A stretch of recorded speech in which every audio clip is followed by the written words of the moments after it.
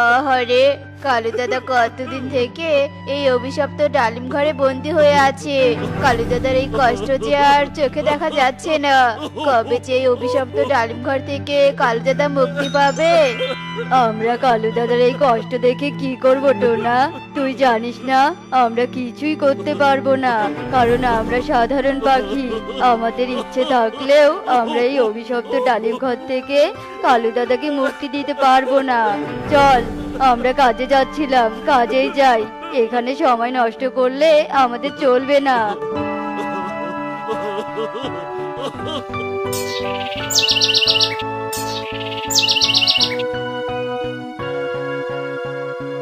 টোনা, তোমার এই কাণ্ডগুলো দেখলে আমার গায়ে একদম জ্বলে যায়। তুমি কি করে যে এই কাণ্ডগুলো করো আমি বুঝি না। তাও মানিয়ে নিতাম যদি তুমি আমাদের সন্তানকে এভাবে আগলে রাখতে, কিন্তু আমাদের তো কোনো সন্তানই নেই। সন্তানের জন্য তো আমি এই বিড়ালটাকে এত আদর করি। তুমিও তো একটু বিড়ালটাকে আদর যত্ন করতে পারো টুনি। হ্যাঁ, আমার তো আর খেয়ে দিয়ে কাজ নেই, বিড়ালের বাচ্চাকে নিয়ে সারাক্ষণ হাতে খেতা করবো, যত সব।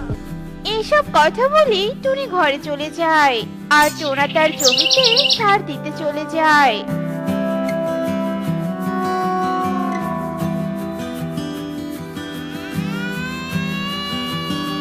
কবুতর দাদা, কোনো একটা ছানার কান্নার আওয়াজ শুনলাম মনে হলো।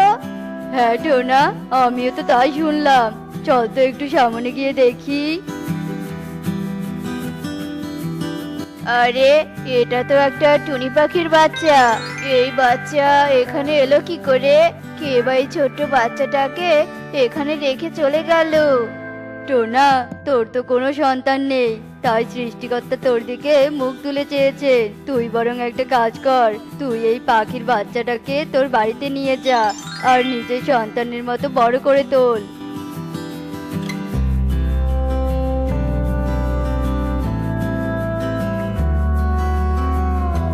টুনি, এই টুনি, তাড়াতাড়ি বাইরে এসো। দেখো, আমি কাকে সাথে করে নিয়ে এসেছি। টুনি। কি টোনা, তুমি কার বাচ্চাকে কোলে তুলে নিয়ে এসেছো? টুনি, আজ থেকে এই বাচ্চা আমাদের। আমি একে কুড়িয়ে পেয়েছি। মনে করো সৃষ্টিকর্তা আমাদের উপহার হিসেবে এই বাচ্চাটাকে আমাদের কাছে পাঠিয়ে দিয়েছে। তুমি একে নিজের সন্তানের মতো বড় করে তুলবে, বুঝেছো? কার না কার বাচ্চা তুমি নিয়ে এসেছো, তাকে আবার বড় করব আমি? কিছুতেই না, আমি এই বাচ্চাকে কিছুতেই বড় করতে পারবো না। তোমার ইচ্ছে হলে তুমি বড় করে তোলো। আচ্ছা বেশ, আমি একে বড় করে তুলবো। আজ থেকে তোর নাম রাখলাম টুকি। তোকে আমি কখনোই কষ্ট পেতে দিব না রে মা। এরপর থেকে টোনা টুকিকে আদর যত্ন দিয়ে বড় করতে থাকে। আর এভাবে বেশ কিছুদিন কেটে যায়। আর একদিন টুকি তার বন্ধুদের সাথে খেলা করছিল, তখন অভিশপ্ত ডালিম ঘর থেকে কান্নার আওয়াজ আসতে থাকে। পারুল, ওই ডালিম ঘরে কে আছে? আর ডালিম ঘর থেকে এত কান্নার আওয়াজ আসছে কেন? চল তো আমরা গিয়ে দেখি ডালিম ঘরে কে কাচ্ছে। না না টুকি, তুই ভুল করে ওই ডালিম ঘরে যাস না, তাহলে তুই বিপদে পড়ে যাবি। ওই ডালিম ঘরে কোনো পাখি প্রবেশ করে না। কেন রে পারুল, ওই ডালিম ঘরে কেউ প্রবেশ করে না কেন? কারণ ওটা একটা অভিশপ্ত ডালিম ঘর, তাই কোনো পাখি ওই ডালিম ঘরে প্রবেশ করে না। এসব কথা এখন বাদ দিত টুকি, আর আমরা খেলা করি। এরপর টুকি ও পারুল কিছুক্ষণ পুতুল নিয়ে সেখানে খেলা করে, আর এভাবে কেটে যায় সেই দিন। মা, ও মা, আমাকে কিছু খেতে দাও না মা, আমার যে অনেক খিদে পেয়েছে। এই, তুই আমাকে একদম মা বলে ডাকবি না। তোকে কতবার বলেছি না, তবুও তুই সারাক্ষণ মামা করিস কেন? হ্যাঁ, মাকে মা বলবো না তো কি বলবো? মা, আর তুমি সবসময় আমার সাথে এমন করো কেন? এমন করবো না তো তোকে নিয়ে কি মাথা তুলে নাচবো? টুনির এসব কথা শুনে টুকি অনেক মন খারাপ করে, আর টুকি মন খারাপ করে বনের দিকে যেতে থাকে। তখন টুকি আবারও ডালিম ঘর থেকে কান্নার আওয়াজ শুনতে পায়। ঘরে কে আছে যে প্রতিদিন এভাবে কান্না করে? যে ডালিম ঘরে আছে তার মনে হয় অনেক কষ্ট, আর কষ্ট না হলে তো কেউ এভাবে কাঁদতো না। আমার খুব ইচ্ছে হয় এই ডালিম ঘরের ভিতরে প্রবেশ করতে। না, এক্ষুনি এই ডালিম ঘরে প্রবেশ করব আমি, আর দেখবো এই ডালিম ঘরে কে কাঁদছে।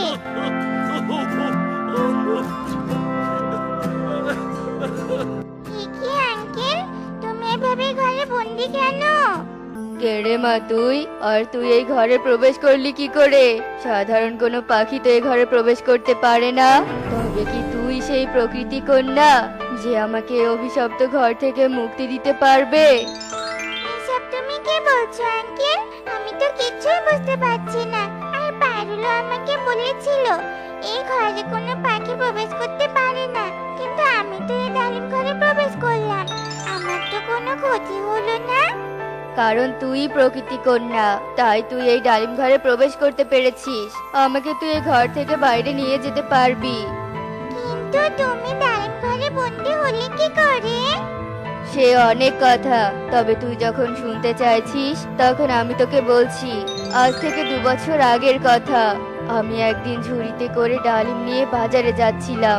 তখন একটা ডালিম আমার ঝুড়ি থেকে পড়ে যায়, আর সেই ডালিম সাধু বাবার শরীরে গিয়ে পড়ে। কে রে আমার শরীরে ডালিম ফেলে দিল? কার এত বড় সাহস আমার যজ্ঞ ভেঙে দিল?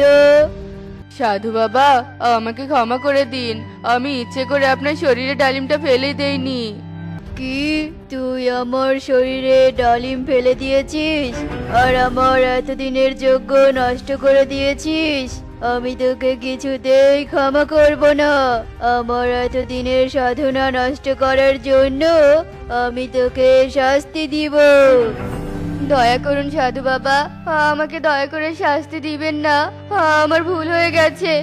আমি আর কখনো এমন ভুল করব না সাধু বাবা, আমাকে মাফ করে দিন। আমি তোকে কিছুতেই ক্ষমা করব না। আমি তোর এই ডালিম দিয়ে একটা অভিশপ্ত ঘর বানাবো, আর তুই সেই অভিশপ্ত ঘর থেকে কিছুতেই মুক্তি পাবি না। তুই ওই ঘরে ডুকরে ডুকরে মরবি। এমন অভিশাপ দিবেন না সাধু বাবা, দয়া করে আপনি আপনার অভিশাপ তুলে নিন। আমি একবার যে অভিশাপ দেই তার কখনো ফিরিয়ে নিতে পারি না। তবে তুই এই অভিশপ্ত ঘর থেকে একটা উপায়ে মুক্তি পেতে পারিস। যদি কখনো এই অভিশপ্ত ডালিম ঘরে প্রকৃতি কন্যা প্রবেশ করে তবে এই অভিশাপ কেটে যাবে আর তুই মুক্তি পাবি। এই কথা বলে সাধু বাবা আমাকে অভিশপ্ত ডালিম ঘরে বন্দি করে সেখান থেকে চলে যায়। আর আমি সেদিন থেকে দিন গুনতে থাকি কবে সেই প্রকৃতি কন্যা আসবে আর আমাকে এই ডালিম ঘর থেকে মুক্ত করবে। অবশেষে সেই দিনটা এলো। কিন্তু আমি কি করে প্রকৃতি কন্যা হব? আমার মা বাবা তো টোনা ও টুনি। তুই কিছুতেই টোনা ও টুনির মেয়ে হতে পারিস না, তাহলে তুই কিছুতেই এই অভিশপ্ত ডালিম ঘরে প্রবেশ করতে পারতি না। এখানে নিশ্চয়ই কোনো রহস্য আছে। এখন তো এই অভিশপ্ত ডালিম ঘরের অভিশাপ কেটে গেছে। চল তোর মা বাবার কাছে যাই আর গিয়ে জিজ্ঞেস করি তুই তাদের সন্তান কিনা। এরপর কালু টুকিকে নিয়ে টোনা ও টুনির কাছে যায়। আর টোনা ও টুনিকে কালু সব কথা খুলে বলে। আসলে কালু দাদা, টুকিকে আমরা কুড়িয়ে পেয়েছি। টুকি আমাদের নিজের সন্তান না। কিন্তু তুমি সত্যি বলছো টুকি প্রকৃতি কন্যা? হ্যাঁ টোনা, আমি সত্যি কথা বলছি। টুকি তো আমাকে অভিশপ্ত ডালিম ঘর থেকে মুক্তি দিয়েছে। ও তাই? টুকি প্রকৃতি কন্যা? আর আমি না জেনে টুকিকে এত কষ্ট দিয়েছি। টুকি মা আমার, আমাকে তুই ক্ষমা করে দিস। আমি আর তোর সাথে খারাপ ব্যবহার করব না। এখন থেকে আমি তোর মা। ঠিক আছে মা, আমার কাছে তোমাকে ক্ষমা চাইতে হবে না। আমি তোমার কথা কখনো কিচ্ছুই মনে করিনি। আমি তো সবসময় তোমাকে আর বাবাকে মা বাবা ভেবেই এসেছি, আর এখনো তাই ভাবি। এরপর থেকে টুকি ও টোনা টুনির সাথে সুখে দিন কাটাতে শুরু করে। আজকের ক্লাসগুলো অনেক গুরুত্বপূর্ণ ছিল রে। আমার তো মনে হচ্ছে স্যারের বলা সব লেকচারগুলোই পরীক্ষাতে আসবে। শোন, তুই কিন্তু ভালোভাবে পড়বি। পরীক্ষার সময় আমাকে একদম জ্বালাবি না, বুঝেছিস? হয়েছে হয়েছে, আর বলতে হবে না। চল এবার তাড়াতাড়ি বাড়ি যাই, আমার ক্ষুধায় পেটে পুরো ইঁদুর দৌড়াচ্ছে। দুজন মিলে তাড়াহুড়ো করে হাঁটতে থাকে। হঠাৎ করেই তাদের চারপাশ নিস্তব্ধ হয়ে আসে। কেমন যেন গা ছমছমে একটা ভাব দেখা দেয়। আর তারা তাড়াহুড়ো করতে করতে একটা শেওড়া গাছের তলায় চলে আসে। সেখানে এসেই দুজনের চোখ পুরো ছানা বড়া হয়ে যায়। টুনি, আমি কি দেখছি? এত মৃত পাখি, আর পাখিগুলো মরলই বা কি করে? সুখী রে, আমার তো ভীষণ ভয় করছে রে। সুখী টুনির কথা শুনে টুনিকে ফেলেই ভয়ে সেখান থেকে পালিয়ে যায়। আর টুনি ভয় পেয়ে অজ্ঞান হয়ে সেখানেই পড়ে যায়। এদিকে সুখী সোজা টুনির মা মিনুর কাছে যায়। মাসিমা মাসিমা, আপনি টুনিকে বাঁচান, টুনি যে বিপদে পড়ে আছে। টুনি বিপদে মানে? কি হয়েছে আমার টুনির? আমরা কলেজ থেকে আসছিলাম, আর তখনই আমার মেয়েকে এত বড় বিপদে ফেলে তুই স্বার্থপরের মতো চলে এলি।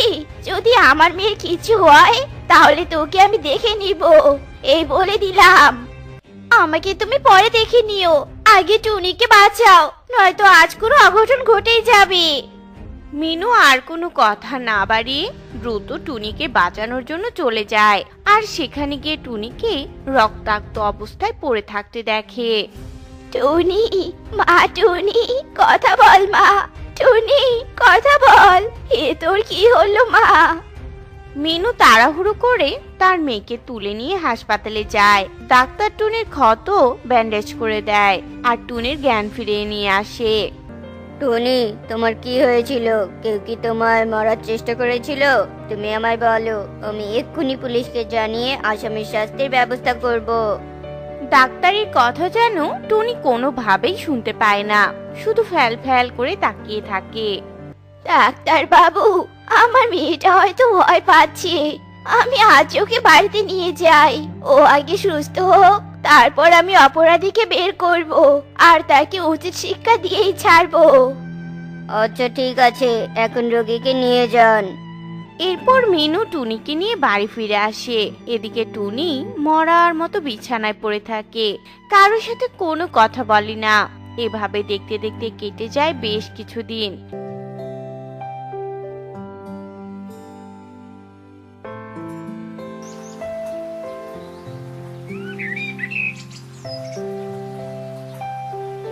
কিন্তু তবুও টুনি আর আগের মতো স্বাভাবিক হতে পারে না।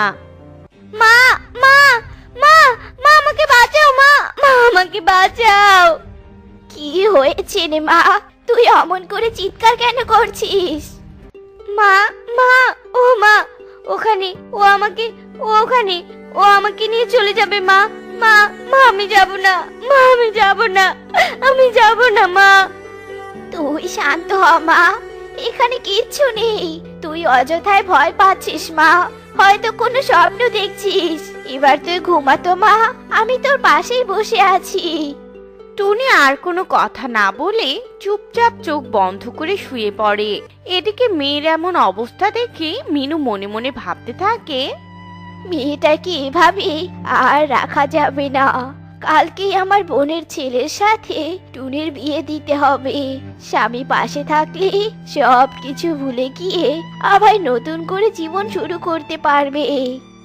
মিনু তার ভাবনা শেষ করতে না করতে হঠাৎ করে কোনো অদৃশ্য শক্তি মিনুকে তুলে আছাড় মারে। ওরে মারে, ওরে মারে, মরে গেলাম রে, মরে গেলাম। মা মা, কি হলো মা? কে কে আছে ওখানে? সাহস থাকে তো সামনে এসো। কি হলো? আমার কথা কি শুনতে পাচ্ছ না তুমি? সামনে এসো বলছি। টুনির কথায় কেউ যেন ঘর থেকে বেরিয়ে যায় আর ঘরের সবকিছু আবার আগের মতো হয়ে যায়। টুনি কোনো রকমে তার মায়ের মাথায় ঔষধ লাগিয়ে দেয়। দেখতে দেখতে রাত পেরিয়ে ভোর হয়ে আসে।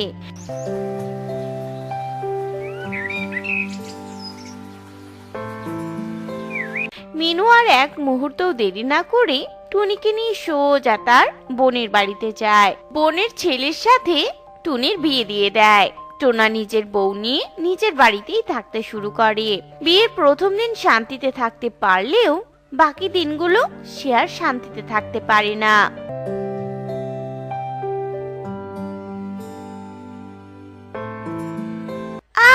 টোনা টোনা টোনা আমাকে বাঁচাও, টোনা আমাকে নিয়ে যাবে, টোনা ও ও ও আছে, ও ও আমাকে নিয়ে যাবে, টোনা বাঁচাও বাঁচাও আমাকে, টোনা বাঁচাও। এখানে তো কেউ নেই, তোমাকে কে নিয়ে যাবে? তুমি শান্ত হও টুনি। না না না, আমি যাব না, আমি যাব না টোনা, আমি যাব না, আমি যাব না। টুনি চিৎকার করে কান্না করতে থাকে। টুনির এমন কান্না দেখে টোনা পুরো হতবাক হয়ে যায়। কি করবে সে নিজেও যেন দিশা পায় না। টোনা মনে মনে ভাবে, টুনি আজ এত ভয় পাচ্ছে কেন? সেদিন ঘরের জিনিসগুলো সব ভেঙে গেছে, আসলে হচ্ছেটা কি? এখানে কি তাহলে কোনো অলৌকিক রহস্য আছে, নাকি সবই আমার মনের ভুল ধারণা? আমি তো কিছুই বুঝতে পারছি না। একে নিয়ে আমি কি তান্ত্রিকের কাছে যাব? হ্যাঁ, তাই করি, পরে বাকিটা দেখা যাবে। এদিকে সন্ধ্যা নেমে আসে। টোনার এক মুহূর্তও দেরি না করে টুনিকে নিয়ে তান্ত্রিকের কাছে যেতে থাকে। আর যেতেই মাঝপথে একটা জাল এসে তাদের উপর পড়ে। দুজনেই জালে আটকা পড়ে যায়। কেউ কি এখানে আছো? আমাদের একটু এখান থেকে বের করো, কেউ কি শুনতে পাচ্ছ? এবার কি হবে বলো তো? আমরা কি এখানেই আটকে পড়ে থাকবো? এমন সময় একটা ইঁদুর খাবার খুঁজতে খুঁজতে সেখানে চলে আসে। তোমাদের বুঝি কোনো শিকারী এখানে আটকে রেখেছে? তবে তোমরা কোনো চিন্তা করো না, আমি তোমাদের এক্ষুনি এখান থেকে মুক্ত করে দিচ্ছি। ইঁদুর তার ধারালো দাঁত দিয়ে জালটাকে কেটে দেয়। আর তখনই তারা দুজনেই সেখান থেকে বেরিয়ে আসে। ছোট্ট ইঁদুর, তোমাকে অনেক ধন্যবাদ। তুমি ছোট হয়েও আমাদের অনেক বড় উপকার করলে। তোমার এই উপকার আমরা কোনোদিন ভুলবো না। আচ্ছা ঠিক আছে, এবার তোমরা থাকো। ওইদিকে যে আমার ছানাগুলো আমার জন্য অপেক্ষা করছে। টোনা আর টুনি ইঁদুরকে বিদায় জানিয়ে সেখান থেকে উড়ে তান্ত্রিকের কাছে যায় আর তান্ত্রিককে সব ঘটনা বলে। ও নিশ্চয়ই কোনো অতৃপ্ত আত্মার কাজ, কারণ এসব যে কোনো পাখির দ্বারা করা একদমই সম্ভব নয়। তাহলে সেই আত্মাকে আমরা কোথায় পাবো? ওকে তোরা তোদের বাড়িতেই পাবি। আমাকে একবার নিয়ে চল তোদের বাড়িতে। টোনা আর টুনি তান্ত্রিককে নিয়ে তাদের বাড়িতে যায়। তান্ত্রিক তার সামনে একটা বড় পাত্র নেয় আর তাতে জল আর ফুলের পাপড়িও নেয় আর চোখ বন্ধ করে কিছু একটা বলে। আয় আয় আয় বলছি, আমার সামনে আয়। আমাকে আমাকে ডাকছিস কেন? তুই এদের কেন বিরক্ত করছিস? কি ক্ষতি করেছে এরা তোর? আমার অনেক বড় ক্ষতি করেছে। আমি যখন জীবিত ছিলাম আর আমার অনেক স্বপ্ন ছিল, আমি এই টুনিকে ভীষণ ভালোবাসতাম, কিন্তু আমি গরিব ছিলাম। আর আমি যেদিন ওকে ভালোবাসার কথা বলি সেদিন। তোর এত বড় সাহস! তুই কিনা সামান্য এক গরিব ছেলে হয়ে আমাকে ভালোবাসতে এসেছিস? যা ভাগ আমার সামনে থেকে। তুমি যদি আমাকে ভালো না বাসো আমি মরে যাব গো। যা তো তুই, মর তো। তোর মুখটা আমি আর দেখতে চাচ্ছি না, যা ভাগ। সেদিন টুনি রাগ করে যায়, কিন্তু আমি ওর অপমান একদম সহ্য করতে পারি না। সেই কথা ভাবতে ভাবতে আমি খাদের কিনারে চলে যাই আর পা পিছলে সেখান থেকে পড়ে গিয়ে মারা যাই। তারপর আমি অতৃপ্ত আত্মা হয়ে ফিরে আসি আর আমার টুনিকে সাথে নিয়ে যেতে চাই। সেদিন কি তাহলে তুই আমার মেয়েকে আহত করেছিলি সেই গাছের তলায়? হ্যাঁ, আমি আহত করেছি। আমি ওখানে থাকা পাখিগুলোকে আমার অনুগত করতে বলেছিলাম, কিন্তু ওরা আমার আর কোনো কথাই শোনেনি। তাই তো আমি ওদের মেরে ফেলেছিলাম। আর টুনিও তখনই সেখানে চলে আসে। আর আমি, টুনি চলো চলো আমার সাথে, আমি তোমাকে আমার আত্মার রাজ্যে নিয়ে যাব। সেখানে আমি তোমাকে অনেক সুখে রাখবো। না না, আমি আমি আমি যাব না, আমি বাড়ি ফিরে যাব। সুখী, সুখী কোথায় চলে গেলি? আমাকে আমাকে নিয়ে যা সুখী। তোমাকে তোমাকে কেউ নিয়ে যেতে পারবে না, তুমি চলো আমার সাথে। আমি যাব না, যাব না, আমি কিছুতেই যাব না। সেদিন টুনি আমাকে ছেড়ে পালাতে যায়, কিন্তু আমি তখন টুনিকে অনেক মারি, আর মারার কারণে টুনির শরীর অনেক ক্ষত হয়, টুনি অজ্ঞান হয়ে যায়। এ আমি কি করলাম? আমার প্রিয় জানের গায়ে আঘাত করলাম। না না, আমি একদম কাজটা ঠিক করিনি। চিন্তা করেছিলাম অজ্ঞান টুনিকে নিয়ে আমি আমার রাজ্যে চলে যাব, কিন্তু তখনই সেখানে টুনির মা চলে আসে। আমি তাড়াহুড়ো করে টুনির স্মৃতি থেকে সবকিছু মুছে দেই, আর সেখান থেকে অদৃশ্য হয়ে যায়। তুই কি জানিস যে তুই এই কাজগুলো ভুল করেছিস? তোর একদম করা উচিত হয়নি। আর তারপর থেকে যা যা ঘটেছে ওদের সাথে, সেগুলো কে করেছে? সব আমি ঘটিয়েছি। আমি টুনিকে পাওয়ার জন্য টুনির মাকে আঘাত করেছি, কিন্তু তবু টুনির মা থামেনি। তাই তো আমিও টোনাকে মেরে ফেলতে চেয়েছিলাম, কিন্তু টোনা আর টুনি বিয়ে করে পবিত্র সম্পর্কে আবদ্ধ হয়। আর পবিত্র সম্পর্ক থাকার কারণে আমি কিছুতেই তাদের কাছে যেতে পারছিলাম না, এমনকি টুনিকেও আমার সাথে নিয়ে যেতে পারছিলাম না। তোর এই ইচ্ছা আর কোনোদিনও পূরণ হবে না। এবার আমি তোকে আমার মন্ত্রমুক্ত বোতলে বন্দি করে ফেলবো।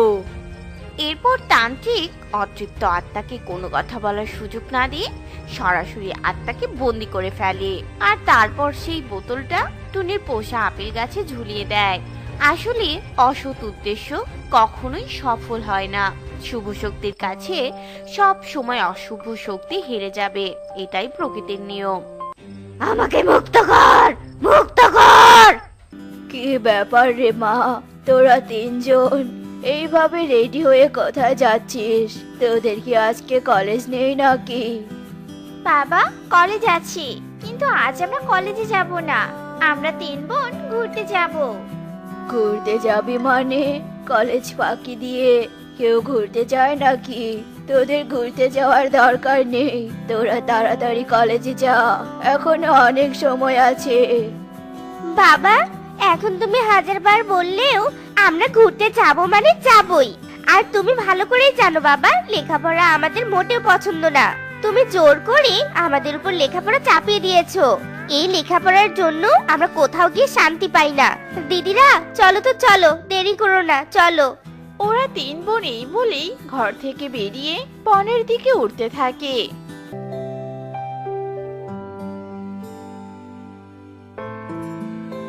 কি ব্যাপার রে মা, তোরা পড়তে না বসে এইভাবে ফোন চালাচ্ছিস কেন?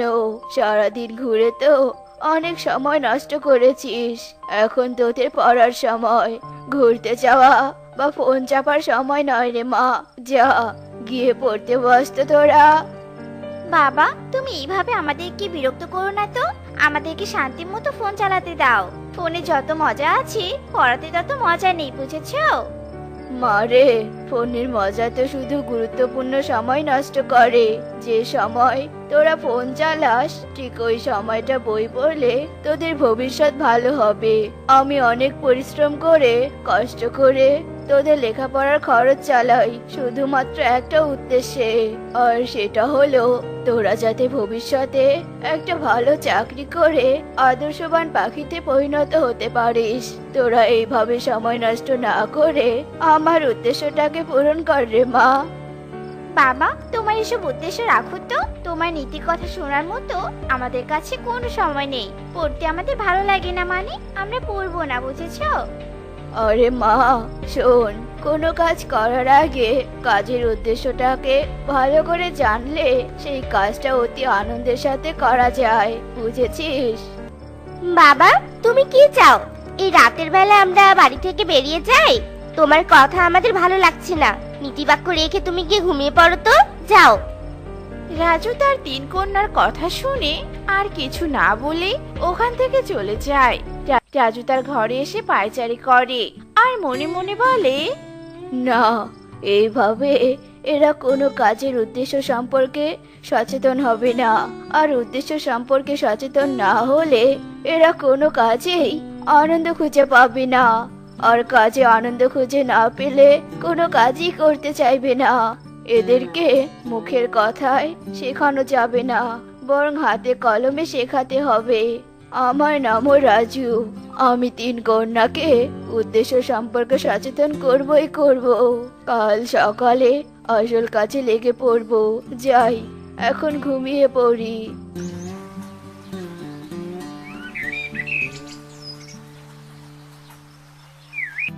যাই, বাজার থেকে তাড়াতাড়ি 3টা লাউ কিনে আনি। লাউ দিয়েই আমি তিন কন্যাকে কাজের উদ্দেশ্য বোঝাবো। রাজু বাজারে যায় আর বাজার থেকে 3টা লাউ কিনে আনে। রাজু বাইরে থেকে তার 3 কন্যাকে ডাকতে থাকে। টুনি, মুন্নি, রেনু, মা তোরা তাড়াতাড়ি বাইরে আয় তো। দেখ আমি তোদের জন্য কি এনেছি। এরপর 3 কন্যা বাইরে আসে। লাউ 3টা দেখে অবাক হয়ে যায় সবাই। তুমি লাউ নিয়ে এসেছো বাবা? এমন ভাবে ডেকেছো, আমরা মনে করেছিলাম তুমি আমাদের জন্য সোনার গহনা কিনে এনেছো। আমাদের মনের আশাটাই মাটি হয়ে গেল বাবা। তোদের মনের আশা এখনো মাটি হয়নি। মানে তুমি আমাদের গহনা দিবে তাহলে? হ্যাঁ দিব, তবে এখন নয়, প্রতিযোগিতার পরে। প্রতিযোগিতা? কিসের প্রতিযোগিতা বাবা বলো? তোরা 3জন এই 3 লাউ নিয়ে গিয়ে রান্না করবি। যার রান্না সুস্বাদু হবে আমি তাকেই পুরস্কার স্বরূপ সোনার গহনা দিব। তোদের হাতের সময় মাত্র 1 ঘন্টা। যা, গিয়ে কাজে লেগে পড়, তোদের সময় এখন থেকে শুরু। 3 কন্যা না চাইতেও লাউ নিয়ে রান্নাঘরে চলে আসে আর একে অপরকে বলে, এই বোন শোন, এই লাউ রান্না করার কোনো দরকার নেই। আমার রান্নার কাজ করতে একদমই ভালো লাগে না। তুই ঠিকই বলেছিস দিদি, আমাদেরও ভালো লাগছে না। লাউ রান্না না করলেও বাবা আমাদের সোনার গহনা দিবে, তাই বেকার বেকার এই কাজ করে কোনো লাভ নেই। রান্নার কাজে আমার একদম আনন্দ লাগে না। চল না আমরা বরং বসে বসে ফোন চালাই। 3 কন্যা লাউ রান্না না করে রান্নাঘরে বসে ফোন চালাতে থাকে। কিছুক্ষণ পর রাজু ওখানে আসে। কি রে মা, তোরা লাউ রান্না না করে এভাবে ফোন চালাচ্ছিস কেন? বাবা, এই লাউ রান্না করা আমাদের মোটেও ভালো লাগছিল না, তাই আমরা লাউ রান্না না করে ফোন চালাচ্ছি। আর তুমি তো জানোই আমাদের যে কাজ করতে ভালো লাগে না সে কাজ কোটি টাকা দিলেও আমরা করি না। মারে, কাজের উদ্দেশ্য জানলে সব কাজই ভালো লাগে। তোরা যদি উদ্দেশ্যটাকে কেন্দ্র করে লাউ রান্না করতি তাহলে রান্নার কাজেও আনন্দ খুঁজে পেতি। লাউ রান্নার কাজে তো কোনো উদ্দেশ্যই নেই বাবা। তাহলে? কে বলেছে উদ্দেশ্য নেই? লাউ খেলে আমাদের পুষ্টি হয়, এই কথাটাকেই মনে রেখে তোমরা রান্না করতে। কিন্তু তোমরা 3জন উদ্দেশ্য না খুঁজে ফোন চালাতে ব্যস্ত হয়ে পড়েছো। আর কত এভাবে কাজ না করে অলস জীবন কাটাবে? বারবার বলছি, কাজের প্রতি ভালোবাসা সৃষ্টি করো আর কাজে মন দাও। প্রত্যেকটা কাজের একটা উদ্দেশ্য থাকে, সেই উদ্দেশ্যটাকে কাজে লাগাও, বুঝেছো? যাও, গিয়ে পড়তে বসো।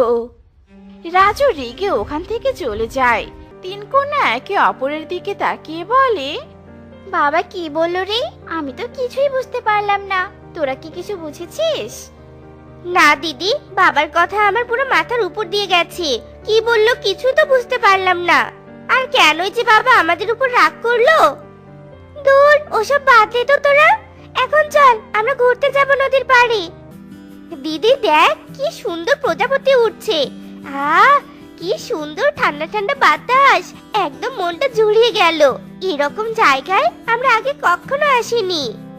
ঠিক বলেছিস, আগে আসি বা না আসি, তবে এখন থেকে রোজ একবার করে এই জায়গায় আসবো আমরা। এভাবেই বেশ কিছুদিন কেটে যায়।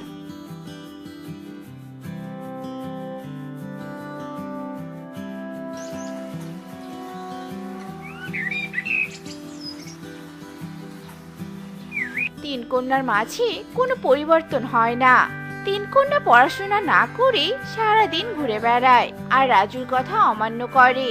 একদিন রাজু তার ঘরে পায়চারি করে আর একা একা বলে, না না না না, এসব আর মেনে নেওয়া যাচ্ছে না। এভাবে চলতে থাকলে তো এরা 3জন এক পর্যায়ে যেটুকু লেখাপড়া শিখেছিল সেটাও ভুলে যাবে। আমাকে একটা বুদ্ধি বের করতেই হবে, যাতে তিন কন্যা পড়াশোনার উদ্দেশ্য বোঝে আর পড়াশোনায় গভীর মনোযোগ দেয়। কিন্তু কি বুদ্ধি বের করি? রাজু পায়চারি করে আর এভাবে ভাবতে থাকে। কিছুক্ষণ পর রাজু বলে, পেয়েছি। এবার গল্প বলেই ওদেরকে আমি উদ্দেশ্য সম্পর্কে সচেতন করে তুলবো। এবার তো তোরা পড়ালেখার মন দিবি। যাই, ওদের ডেকে নিয়ে আসি। মা, টুনি, মুন্নি, রেনু, এদিকে আয় তো রে মা, আমার কাছে আয়। বাবা, কি হয়েছে? ডাকলে কেন এভাবে? কর্ম কিভাবে করলে তার মধ্যে আনন্দ খুঁজে পাওয়া যায়, আজ আমি তোদের সেই গল্পটাই বলবো। গল্প শোনার জন্য আমি তোদের ডেকেছি। বস এখানে। আর হ্যাঁ, আর একটা কথা, গল্প মনোযোগ দিয়ে শুনলে আমি অনেক বড় একটা পুরস্কার দিব। সামান্য গল্প শোনার জন্য তুমি আমাদের পুরস্কার দিবে? আমরা গল্প শুনতে রাজি বাবা, বলো, তাড়াতাড়ি বলো। অনেক দিন আগের কথা, এক সাধু বাবা একটা বনের ভিতর দিয়ে উড়ে যাচ্ছিলেন। সাধু বাবা কিছু দূর যেতেই দেখতে পান কিছু পাখি একটা ফাঁকা জায়গাতে মাটি কাটছিল। পাখিদের মাটি কাটতে দেখে সাধু বাবা এক জায়গায় দাঁড়ালেন আর একা একা বলতে লাগলেন, এই পাখিগুলো এখানে মাটি কেন কাটছে? কি কাজ হবে এখানে? যাই গিয়ে পাখিদের জিজ্ঞেস করে দেখি তো। এই বাবা, এখানে কিসের জন্য মাটি কাটা হচ্ছে? কি বানানো হবে এখানে বাবা? অবাক হওয়ার কিছু নেই। আসলে বাবা, আমি এদিক দিয়ে যাচ্ছিলাম, তোমাদের মাটি কাটতে দেখে এদিকে এলাম। মনের মধ্যে প্রশ্ন আসলো, তাই জিজ্ঞাসা করলাম, বলো তো কি তৈরি হবে এখানে? কবুতর আগে থেকেই রেগেছিল। সাধুর কথা শুনে কবুতর আরো বেশি রেগে গিয়েছিল আর বলছিল, আমি জানি না এখানে কি হবে। আপনি দেখতে পাচ্ছেন না এখানে আমরা রোদে পুড়ে কাজ করছি, তার উপর আবার বিরক্ত করছেন। যান এখান থেকে, এমনিতেই আমার কাজে মন বসছে না, যত সব। কবুতরের কথা শুনে সাধু বাবা ওখান থেকে কিছুটা দূরে থাকা তোতার কাছে যায় আর তোতাকে গিয়ে আবারও একই কথা জিজ্ঞাসা করছিল। তোতা সাধুর কথা শুনে বেশ কিছুক্ষণ বিরক্ত ভরা মুখ নিয়ে সাধুর দিকে তাকায়, এরপর বলে, দেখুন বাবা, আমাদের কাজ করার কথা, তাই আমরা কাজ করি আর কাজ শেষে টাকা নিয়ে চলে যাই। কেন মাটি কাটা হচ্ছে, কি কারণে মাটি কাটা হচ্ছে, আমরা কিছুই জানি না বাবা। তোতার এমন কথা শুনে সাধু বাবা আরো কিছুটা সামনে এগিয়ে গিয়েছিল। সামনে টোনা নামে এক পাখির দেখা পায়। পাখিটি বেশ হাসি খুশি ভাবে কাজ করছিল। সাধু টোনার কাছে গিয়ে একই কথা জিজ্ঞাসা করছিল। উত্তরে টোনা বলেছিল, সাধু বাবা, এখানে একটা হাসপাতাল বানানো হবে। ও আচ্ছা, তা বাবা, তোমার এই কাজ করতে কষ্ট হচ্ছে না? তুমি বাকিদের মতো রেগে কেন নেই? তোমার কি ক্লান্ত লাগছে না নাকি? না বাবা, কোনো ক্লান্তি লাগছে না, আমার বেশ খুশি খুশি লাগছে, কারণ আমি জানি এখানে বড় হাসপাতাল হবে। আমি এই পাশের বনেই থাকি, আমাদের আশেপাশে কোনো হাসপাতাল নেই। এখানে হাসপাতাল হলে পাখিদের বেশ সুবিধা হবে, আমাদের আর শহরে যেতে হবে না। আমি প্রথম বাকি পাখিদের মতো বিরক্ত নিয়ে কাজ করতাম, কিন্তু যখন এই কাজের উদ্দেশ্য জানলাম তখন বেশ খুশি মনে ভালো করে কাজ করতে লাগলাম। এখন আমার আর কোনো বিরক্ত লাগে না, কারণ আমি এই কাজের উদ্দেশ্য জেনে গিয়েছি। বাহ, এ তো বেশ ভালো কথা। তুই সারা জীবন এমন করে হাসি খুশি ভাবেই কাজ করে যা বাবা। ওই সব বলেই সাধু চলে যায়। মারে, আমাদের প্রত্যেকের জীবনে কর্মটা একটা গুরুত্বপূর্ণ জায়গা দখল করে আছে। এই যে পড়াশোনা, এটারও কিন্তু একটা উদ্দেশ্য আছে, আর সেটা হলো ভালো করে লেখাপড়া করে বড় চাকরি করা, আর চাকরি করে পাখিদের সেবা করা। কোনো কাজের উদ্দেশ্য ভালো করে জানা থাকলে সেই কাজ বেশ আনন্দের সাথে করা যায়, একদম গল্পে টোনার মতো। আমরা যদি কোনো কাজের উদ্দেশ্য না জানি, সেই কাজে আমাদের অনীহা আসে আর আমরা সেই কাজটা করতে চাই না, বিরক্ত হই। তোরা কি এবার পড়াশোনার উদ্দেশ্যটা বুঝেছিস? হ্যাঁ বাবা, বুঝেছি। আজ থেকে আমরা পড়াশোনা খুব মনোযোগ দিয়ে করব আর সব কাজ করার আগে সেই কাজের উদ্দেশ্য সম্পর্কে জানবো। এই চল চল সবাই পড়তে বসি। তো বন্ধুরা, আমাদের আজকের গল্পটি তোমাদের কাছে কেমন লেগেছে তা কমেন্টে জানাতে ভুলো না কিন্তু।